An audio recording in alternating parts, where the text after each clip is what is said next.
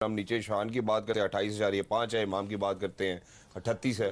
कुछ प्लेयर्स ऊपर की तरफ जा रहे हैं, ठीक है। इमाम की जो एवरेज है वो पाकिस्तान में या होम पे ज़्यादा 62 की इनकी होम की है और अवे की है 26 की है, जिसमें श्रीलंका और बांग्लादेश भी शामिल हैं, या यूएई में शायद ये नहीं या खेले होंगे।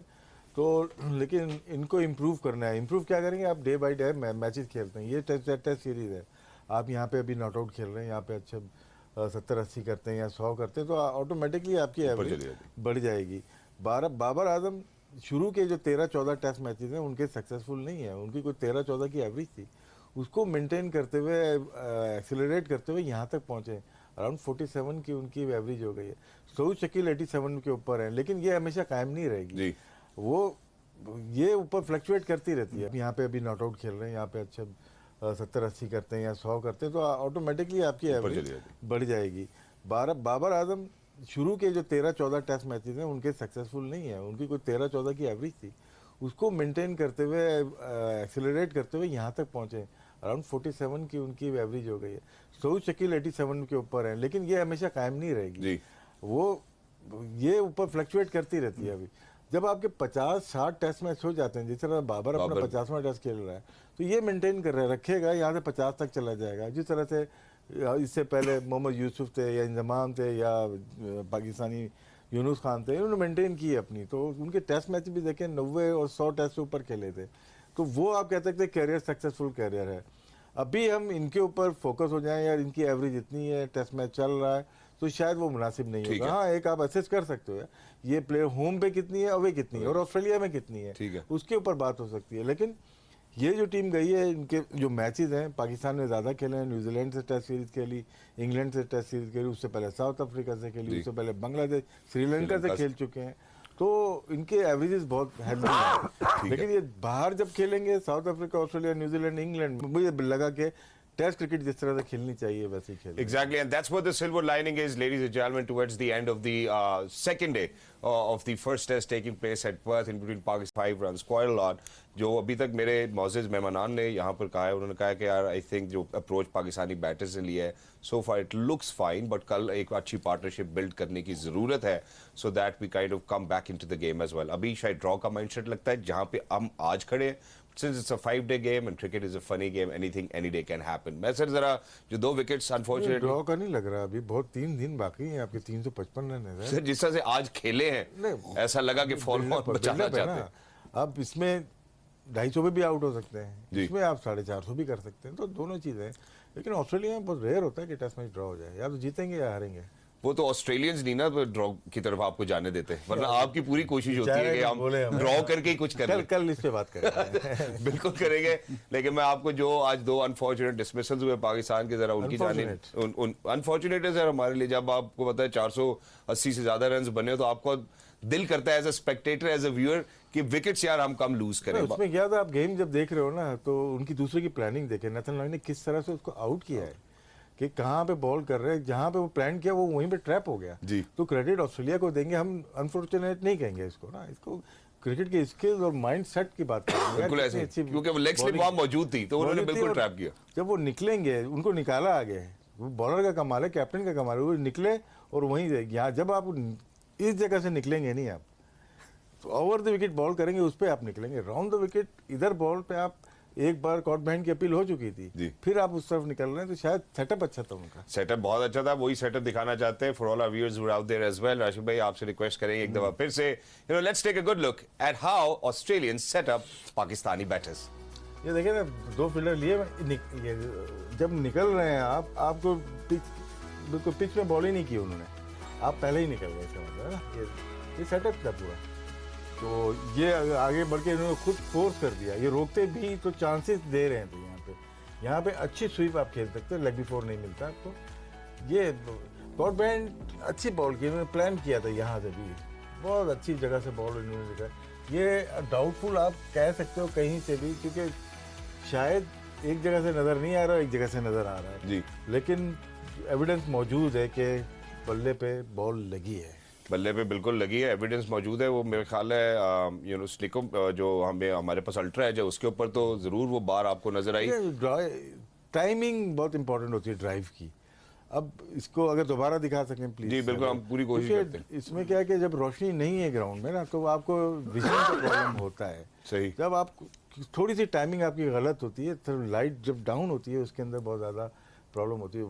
जब धूप हो रही हो वहाँ पे तो सारी चीज़ें चल जाती हैं। लेकिन क्या है, आप ये ड्राइव बहुत खुली मारती है मेरे ख्याल से शान में, और खेल रहे हैं जैसे बाधित ने कहा, ये खेल रहे हैं, इस तरह से खेल रहे हैं और अच्छी तरीके से वो खेल रहे हैं।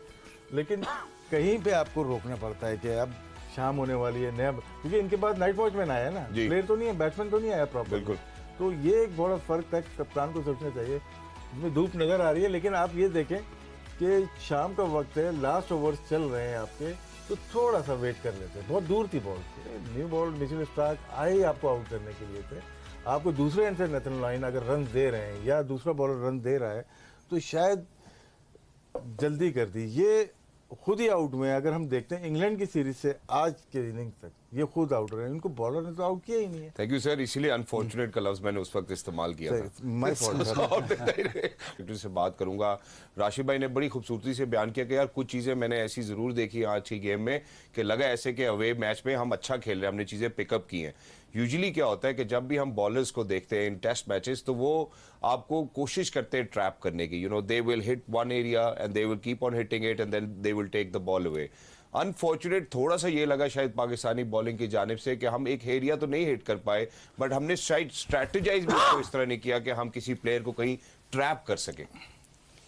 देखिए, इसमें अब काफ़ी तवील बात है। बात यह है कि जब आप पाकिस्तान में होम सीरीज़ खेलते हैं तो आप ऐसी पिचेस बनाते हैं कि जी हमने, आपके माइंडसेट की बात कर रहा हूँ, हमने मैच हारना नहीं है। ऑस्ट्रेलिया आती है, आप 3 टेस्ट ऐसी पिच पे खेलते हैं कि मैच हार ना सके, वहाँ पे आप हार जाते हैं। इंग्लैंड आती है, आप फिर वैसी ही पिचेस बनाते हैं जी। आप ऐसी पिचेस बनाते हैं जहाँ पे बॉल पहुँच ही नहीं रहा, वो तो खेलती है एक्स्ट्रॉर्डिनरी। आप तो पहले ही आपका माइंडसेट होता है कि हमने मैच हारना नहीं है। फिर आप जो डेवलपमेंट ऑफ फास्ट बॉलिंग कह रहे हैं आप, तो डेवलपमेंट ऑफ फास्ट बॉलिंग कैसे हो? वो इंग्लैंड की सीरीज में हर मैच में फास्ट बॉलर चेंज हो रहा है। वाई? बिकॉज विकेट्स नहीं मिल रही। विकेट्स क्यों नहीं मिल रही? एक तो वो बेसबॉल खेलने वो तो ठीक है, लेकिन जो आपकी नेचर ऑफ द पिच है वही आपने चेंज की हुई है। जो लड़का फर्स्ट क्लास में उसी पिच पे बहुत जबरदस्त बॉलिंग कर रहा है, वो टेस्ट मैच बिल्कुल चेंज हो गई है। अब आप ये एक्सपेक्ट करते हैं कि आप फिर प्रोड्यूस करें टेस्ट मैच के बॉलर्स। अब टेस्ट मैच के बॉलर्स कैसे प्रोड्यूस? वो तवील अरसे के लिए टेस्ट मैच क्रिकेट खेलेगा, 5, 10, 15 टेस्ट मैच खेलेगा, उसको सक्सेस मिलेगी तो वो प्रोड्यूस होगा। बांग्लादेश की हम बात करते हैं, बांग्लादेश में फास्ट बॉलर क्यों नहीं प्रोड्यूस होते? क्योंकि अभी आपने देख लिया कि उन्होंने टेस्ट मैच में कैसी पिच बनाई। तो एक तो प्रोटेक्शन ऑफ जो हम बात करते हैं, होम पर जो आपने कंडीशंस देनी है वो आपने क्रिकेटिंग कंडीशंस देनी है। ऐसी नहीं कंडीशंस देनी कि भाई मेरी नौकरी बच जाए, हमारी टीम ना हारे और मेरी नौकरी बच जाए कि क्योंकि जी ड्रॉ होगी सीरीज। तो जब आपका माइंडसेट ही ड्रॉ वाला सीरीज है तो आपने कैसे एलिवेट करना है अपनी टीम। अब आपकी टीम पर्थ में जाके खेल रही है, ये जो अभी जितना भी स्कोर है इतना बुरा नहीं है। ये ऐसे नहीं है कि हम रोल ओवर हो गए, जी 90 पे टीम आउट होगी और हम रोल ओवर हो गए। लेकिन जब यही टीम पाकिस्तान में खेल रही है और इसी टीम ऑस्ट्रेलिया के खिलाफ, तो आपने पिच ऐसी बनाई है कि जहां पे बॉल ना हिले ना गिटे से ऊपर आए। तो ये आपकी माइंडसेट टेस्ट मैच क्रिकेट की तरफ किस तरह प्लेयर्स पे क्या जा रही है माइंडसेट कि आप तो प्लेयर ही नहीं हो, आपने तो मैच बचाना है। तो आप डेवलपमेंट सिर्फ एक चीज से नहीं होती। प्लेयर प्रोटेक्शन ठीक है, लेकिन जब उनको आप जब वो टेस्ट मैच खेलते हैं तो आप उसको ऐसी कंडीशन, आप मोहम्मद अली टेस्ट मैच खेला है, उसको ऐसी पिच दे दी है कि वो चाहे जितनी मर्जी अच्छी बॉलिंग कर लेना वो 5 आउट नहीं कर सकता। जी ऐसे ही है। तो उसकी डेवलपमेंट कैसे होनी? बिल्कुल सही बात। तो आप जो कह रहे हो ना ट्रैप करके आउट करना, ये बाद की बातें हैं। ठीक है, हम वहां पहुंचे नहीं। बाद की बातें हैं ये। तो अब जैसे नेथन लायन 500 आउट करने लगा, वो ट्रैप कर लेगा।